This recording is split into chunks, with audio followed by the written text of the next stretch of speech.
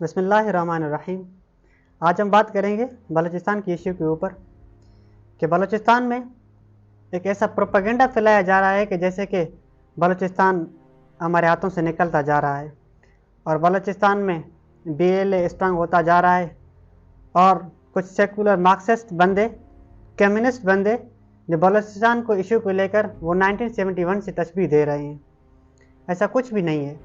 ये बहुत ज़रूरी है कि बलूचिस्तान का पूरा वाक़या हमें अच्छी तरह मालूम होना चाहिए, क्योंकि जितनी जंगी कार्रवाइयाँ ज़मीन पर होती हैं, इससे कहीं ज़्यादा इंफॉर्मेशन वारफेयर में होते रहती हैं और ये इंफॉर्मेशन वारफेयर बहुत ज़्यादा ख़तरनाक है। ये एक डिसइंफॉर्मेशन और झूठ को फैलाया जा रहा है कि जैसे कि बलूचिस्तान हमारे हाथों से निकलता जा रहा है।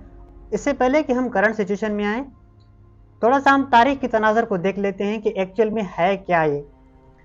देखिए, जब से पाकिस्तान बना है यानी कि 1947 से लेकर आज तक अफगान हुकूमत पाकिस्तान में फसादात बर्पा कर रही है और क्योंकि ये सोशलिस्ट, मार्क्सिस्ट और कम्युनिस्ट बंदे हैं, जैसे कि ज़ाहिर शाह के एलिमेंट्स हैं, खान अब्दुल गफ़ार के एलिमेंट्स हैं, जो किसी सूरत में पाकिस्तान को बनने नहीं देते।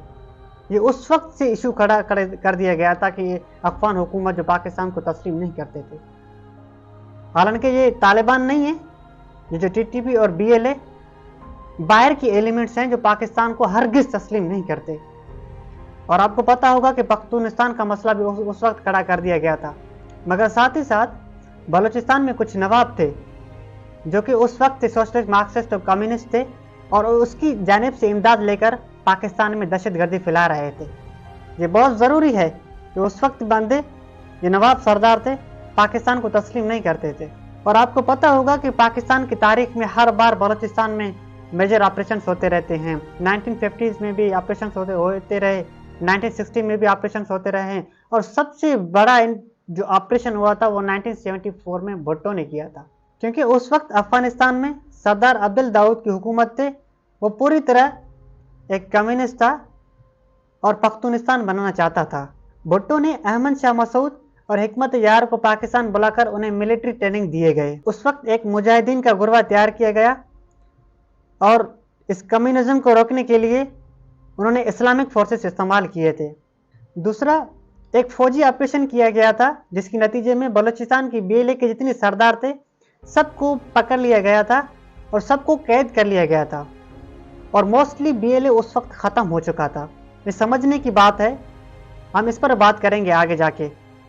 ये सब कुछ सरदार जितने भी थे उस वक्त पकड़ लिए गए थे, मगर जनरल ज़या के दौर में एक और मूवमेंट चलाई गई रिकॉन्सिलिएशन के नाम पे। उसका मकसद ये था कि ये जो आप में पकड़े हैं एलिमेंट्स, इनको वापस रिहा कर दिया जाए। ये बलूचिस्तान के लोग हैं, हमारे लोग हैं और इस दफ़ा इनको माफ़ कर दिया जाए, अगर दोबारा करें तो हम इनको सज़ा देंगे। और इसके नतीजे में उन एलिमेंट्स को रिहा कर दिया गया और उनमें से बहुत ऐसे एलिमेंट्स से, एक पता नहीं सेठी के नाम से कोई था जिन्होंने लंदन ग्रुप बना के और लंदन वहाँ से नेटवर्क को कोऑपरेटिंग करके पाकिस्तान में बगावत बर्पा कर रहे थे और उनको भी रिहा कर दिया गया।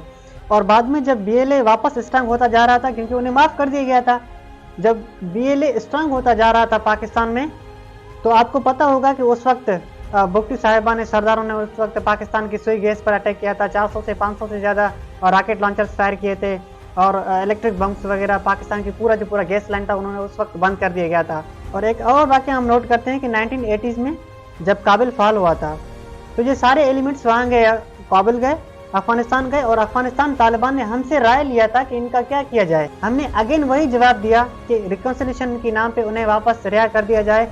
और बड़े बदकिस्मती की बात यह है कि आर्मी हेलीकॉप्टर्स में उन्हें बेर बकरियों के साथ पाकिस्तान में लाया गया और जब वापस लाया गया तो वापस ये बगावत बर्पा कर गए। बड़े बदकिस्मती की बात यह है कि हमने उनको वापस पाकिस्तान बुलाया और उन्हें गवर्नमेंट में भी हिस्सा दिया। जब आप खुद उनको रिहा करते हो फिर शिकायत किससे कि BLA स्ट्रांग होता जा रहा है? ये उस वक्त ख़त्म करने देनी चाहिए थे, रिहा किस बात का? और वही सरदारों ने आके पाकिस्तान में दोबारा बगावत बर्पा की। और इसके बाद एक 2 नंबर के एलिमेंट्स जो ये कह रहे हैं कि एक प्रोपेगेंडा फैलाया जा रहे हैं कि भुट्टो साहब को पाकिस्तान आर्मी ने मारा है। हालांकि पाकिस्तान आर्मी ने उसको नहीं मारा है और जब उसकी बेटी ने रियासत पाकिस्तान पर केस कर दी, बड़ी मायूसी की बात यह है कि उस वक्त मुशर्रफ और अवैस गनी के खिलाफ वारंट निकले कि इनको गिरफ्तार किया जाए। देखिए, रियासत जब इनको मूवमेंट में नहीं आता, इनको छोड़ रहा है, बार बार चांसेस दे रहा है, तो ये फिर कैसे होगा कि हम शिकायत क्यों करेंगे बीएलए खत्म नहीं होता, बीएलए स्ट्रांग होता जा रहा है। ये वो वक्त था जब 2007 या 8 में जब अफगानिस्तान से टीटीपी बहुत मजबूती के साथ पाकिस्तान में दाखिल हो रहा था। और आपको याद होगा कि कुलभूषण का वाकया भी उस वक्त नोट हुआ था, उससे गिरफ्तार कर लिया गया था। और बाद में भी बड़ी बात यह है कि टीटीपी को उस वक्त फंडिंग किया जा रहा था ईरान, अफगानिस्तान और भारत की तरफ से।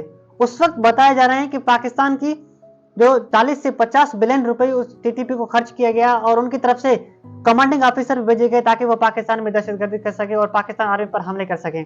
यानी कि रियासत के साथ उन्होंने बगावत की थी।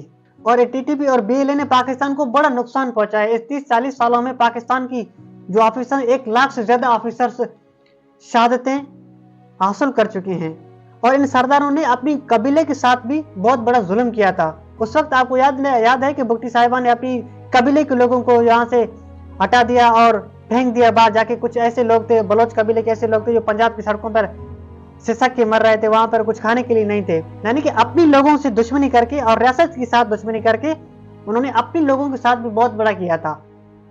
और जब मुशर्रफ साहिबा ने ऐलान किया कि जितने भी बंदे हैं, यानी कि बलोच कबीले जितने भी बलूचिस्तान में है वो पूरे पाकिस्तान में डिवाइडेड हैं, इनको वापस लाया जाए बलूचिस्तान में। और जिनकी जमीन है, जो सरदार कबीले हड़प कर चुके हैं, उनको वापस दिया जाए। जाहिर सी बात है, जब मुशर्रफ ने यह ऐलान किया तो सरदार जो थे उन्हें पसंद नहीं आया, क्योंकि उनकी जमीनें वापस कर दी जाए और उनको वापस रिहा कर दिया जाए, ये अच्छी तरह उनको मालूम था। क्योंकि उन्हें सिर्फ उनकी कबीले से कोई हमदर्दी नहीं थी, उन्हें फंडिंग किया जा रहा था बाहर से। रियासत के खिलाफ काम करने पर उन्हें फंडिंग किया जा रहा था बाहर से। और इन एलिमेंट्स ने दोबारा बगावत की पाकिस्तान के, ये क्यों बलोच कबीले वापस आबाद में हो रहे हैं बलूचिस्तान में। और आर्मी का मकसद ये था कि इन सरदारों को पकड़ के इन बलोचों के हवाले कर दिया जाए। जो बलोच 1 लाख से ज्यादा बलोच जो बलूचिस्तान से फेंक दिए गए थे, बाहर बलूचिस्तान से हटा दिए गए थे, उनको हिजरत करने पर मजबूर कर दिए गए थे, उन सरदारों को उन बलोचों के हवाले कर दिया जाए ताकि फिर उनकी मर्जी से उनको जीने देते या मरने देते। आर्मी का काम ये था, आर्मी यही चाहता था। और नतीजा ये हुआ कि जब हमारे एसएसजी कमांडोज उस गार में गए तो वहां पे उसे सरेंडर लेने के लिए, लेकिन उनके जो अपनी एलिमेंट से उन्होंने गार पर हमला किया और हमले के नतीजे में 4-5 जो कमांडिंग ऑफिसर थे, उसे एसएसजी कमांडोज थे, वहां पर शहीद हो चुके और उनके साथ खुद भी वहां पर दफन हो गया था। लेकिन एक्चुअल रियलिटी है क्या? ये बलोच चाहते क्या हैं? आखिर ये पाकिस्तान के साथ क्यों कर रहे हैं ऐसे? थोड़ा सा हम बलूचिस्तान का पस मंजर देख लेते हैं कि वाकई है क्या।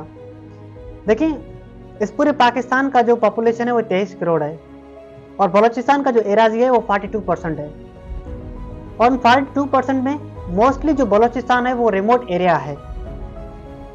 और इन 1 करोड़ से ज्यादा जस्ट वहां पर पॉपुलेशन है बलूचिस्तान में। और 1 करोड़ में से जो 60 लाख या 70 लाख जो नॉन बलोच हैं, 40-50 लाख बलोच हैं। और बलोचों में 99% लोग जो पाकिस्तान से मोहब्बत करते हैं, जो पाकिस्तान एयरफोर्स में हैं, पाकिस्तान आर्मी में हैं, पाकिस्तान नेवी में हैं और पाकिस्तान के बहुत से ऐसे फोर्सेस इदारे हैं, इंस्टीट्यूशन में जिसे काम करते हैं। वहां पर कोई आपको बीएलए का मूवमेंट नजर नहीं आएगा। बलोच सिंध में भी हैं, बलोच पंजाब में भी हैं, बलोच पख्तून में भी हैं, बलोच पूरी दुनिया में है। लेकिन बलोचों का जो मूवमेंट है, बगावत है, वो पूरी दुनिया में क्यों नजर नहीं है? सिंध में नहीं है, पंजाब में नहीं है, कहीं और नहीं है, बलूचिस्तान में क्यों है? असल प्रॉब्लम बलोचों में नहीं है, असल प्रॉब्लम बलूचिस्तान में नहीं है।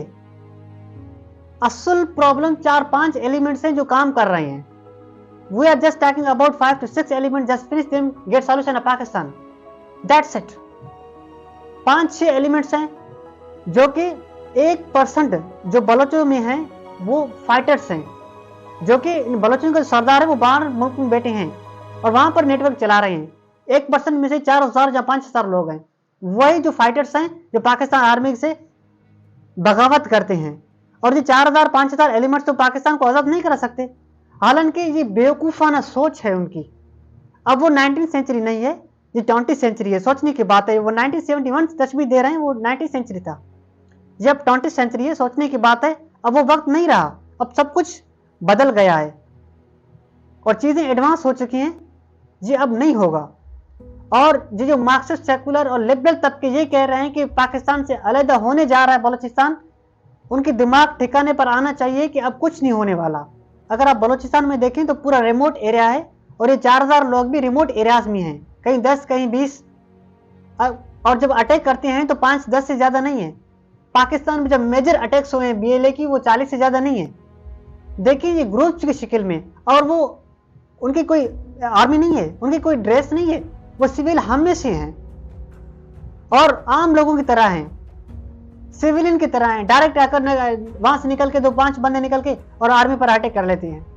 और ये 4000 लोग बलूचिस्तान आज़ाद नहीं करा सकते और उनकी बड़े भी करने नहीं चाहते, क्योंकि जो बाहर बैठे हुए हैं उन्हें सिर्फ फंडिंग से मतलब है, उनके बलोच कबीले से मतलब नहीं है, फंडिंग से मतलब है।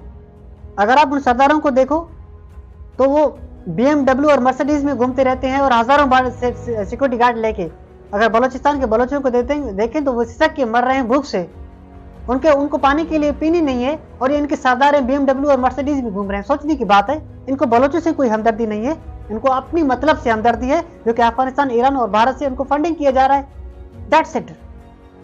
और पाकिस्तान कोई ऑक्यूपेशन फोर्स नहीं है जो भारत और इसराइल की तरह एक एक को चुन के मारे, जो कश्मीर और फलस्तीन में इंडियन इसराइल्स मारे एक एक चुन के मार रहे हैं। जाहिर सी बातें, अपनी बंदे हैं, हमारे बंदे हमारे बीच में हैं, इनको कैसे हम ढूंढें? हमारी कैपेसिटी नहीं है। और हम इल्जाम लगाए जा रहे हैं कि अफगानिस्तान पर, के अफगानिस्तान से वो कंट्रोल नहीं करता। सोचने की बात है, अफगानिस्तान गवर्नमेंट को 1 साल नहीं हुआ, जब उनकी गवर्नमेंट ही नहीं आया। अब हमारे अल्हम्दुलिल्लाह अल्लाह के फजल और करम से 1947 से हम आजाद है, 75 साल हो चुके हैं, हमारे कैपेसिटी नहीं है कि हम बलूचियों को रोक सकें और उनको खत्म कर सकें। तो हम अफगानिस्तान तालिबान कर कैसे इल्जाम लगाए जा रहे हैं कि अफगानिस्तान तालिबान उनको रोकता नहीं है? क्योंकि उनका गवर्नमेंट नहीं है, क्योंकि हमारे अपने लोग हैं, 4-5 बार निकलते हैं, बस फायरिंग कर देते हैं। कहीं इलेक्ट्रिक बम हुआ, कहीं शॉट बम हुआ, कहीं फायरिंग हुई, ये हुआ, कहीं 5-6 सोल्जर्स मारे गए, कहीं वो 10-15 गुना में। ये प्रॉब्लम चुटकी में सोल्व हो सकता है अगर पाकिस्तान भारत और इसराइल की तरह एक एक को चुन के मारे, उनको मौका बार बार न दे, एक एक को चुन के खत्म करे उन एलिमेंट्स को। BLA खुद चाहते हैं, बलोच जो कबीले हैं पाकिस्तान से मोहब्बत करने वाले हैं, पाकिस्तान इदारों में काम करते हैं, वो BLA को सपोर्ट नहीं करते, वो पाकिस्तान से मुत्तफिक सेटिस्फाइड हैं। 4-5 एलिमेंट्स है जो 4-5 हजार को चला रहे हैं फाइटर्स को, उनको खत्म कर दे जाए पाकिस्तान का सॉल्यूशन, दैट्स इट। रियासत कमजोर नहीं है। बदकिस्मती की बात यह है कि रियासत कमजोर नहीं है, रियासत को संभालने वाले जो पॉलिटिकल एलिमेंट्स हैं वो कमजोर हैं। वो चाहते हैं इस फसाद को, वो चाहते हैं इस फंडिंग को, और बलूचिस्तान कहीं नहीं जा रहा है। अल्लाह इस पाकिस्तान का हामी और नासिर रहे। आमीन सुम्मा आमीन। पाक आर्मी जिंदाबाद।